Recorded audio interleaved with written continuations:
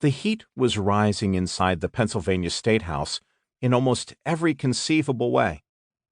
The hot summer sun beat down upon the building, threatening to bake the clay bricks of the outer wall a second time over.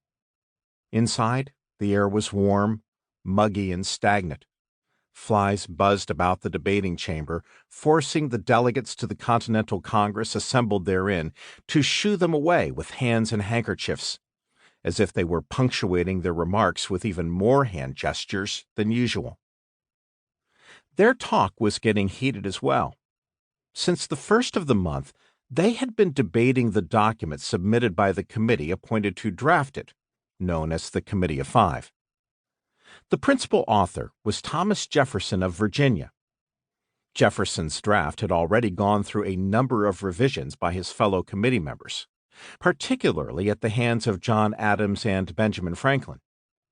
Now, the entire membership of the Continental Congress was having a go at what would become the opening statement of a new era.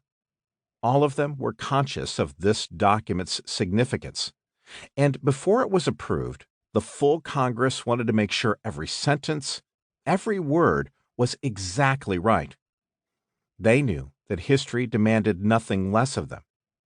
And perhaps some of them, being politicians after all, were anxious to make sure Jefferson's draft bore their fingerprints as well.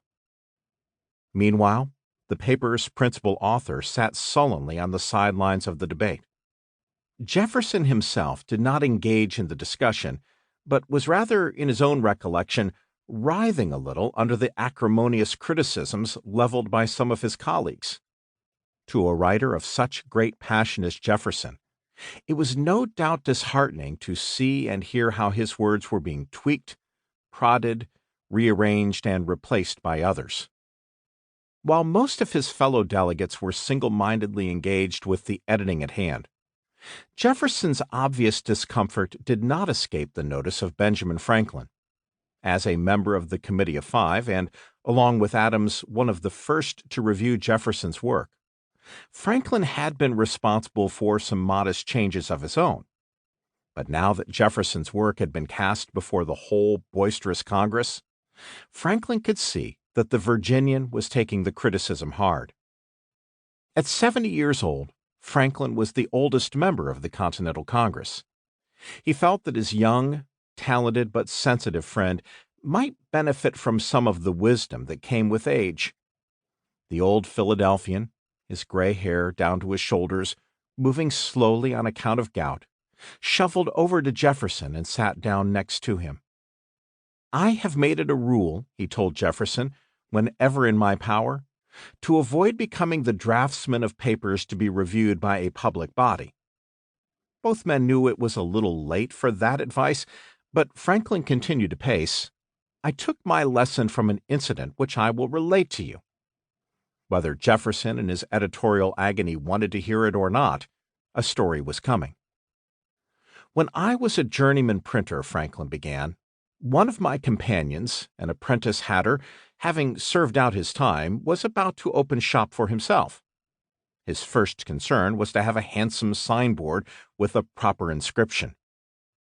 The friend's name was John Thompson, and Franklin explained that he sketched out an image of what his sign would look like. It included the words, "John Thompson, hatter, makes and sells hats for ready money," along with a picture of a hat. The design seemed simple enough. But, Franklin continued, he thought he would submit it to his friends for their amendments. Here young John Thompson ran into trouble. The first friend to take a look felt it unnecessary for Thompson to call himself a hatter on the sign and to say makes and sells hats for ready money. Anyone who read that he made and sold hats would know he was a hatter. So Thompson scratched out hatter from the sketch of the sign. A second friend suggested getting rid of the word makes, because, as Franklin explained, his customers would not care who made the hats. If good and to their mind, they would buy by whomsoever made. Makes was thus crossed out. Thompson's third friend offered the very practical advice of avoiding the phrase "for ready money," since it was bad business to sell hats or anything else on credit. Thompson should leave no question that his customers would have to pay, and so that phrase was similarly excised. The inscription, Franklin went on, now stood, "John Thompson sells hats." "Sells hats?" says his next friend. "Nobody will expect you to give them away. What then is the use of that word?" It was stricken out, and hats followed it, the rather as there was one painted on the board. So, concluded Franklin, the inscription was reduced ultimately to John Thompson with the figure of a hat.